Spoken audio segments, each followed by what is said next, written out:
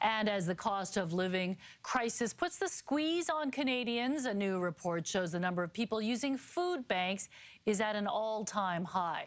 CTV's Rob Buffum has more on the dramatic jump in demand and calls for more help.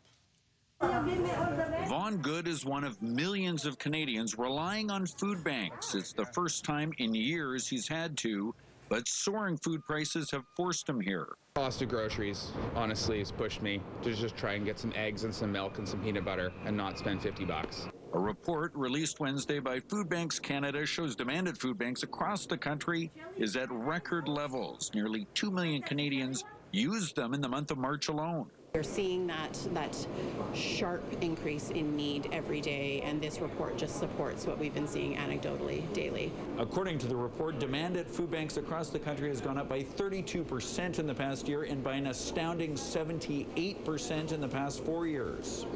The record demand attributed to inflation, housing costs, low wages, and insufficient work hours. Dave McKnight is a retired government worker with the motor vehicle branch. Food inflation especially has driven him here for bread a couple times a month. Things are pretty tight, and I'm fairly lucky. Like, I've been in the place I'm living at for 7 years, so my rent is somewhat reasonable. On a fixed pension, he knows he's close to the line of homelessness. See someone on the street or someone camping in a tent, I think to myself, I don't know what I would do if that was me. Notably, reliance on food banks by those with a job has increased to 17%, and children make up 1/3 of clients.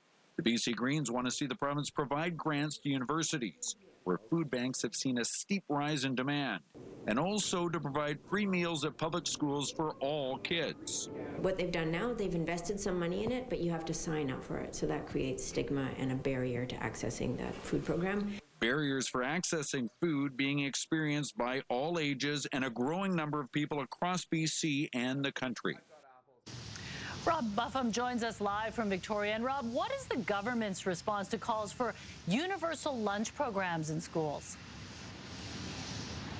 Well, I put that to them again today. They say they will not be providing universal free lunches. Their approach instead is to provide funding to the different school districts across the province and then allow the districts to allocate that funding based on the need within their district. The Green Party says that is a good start.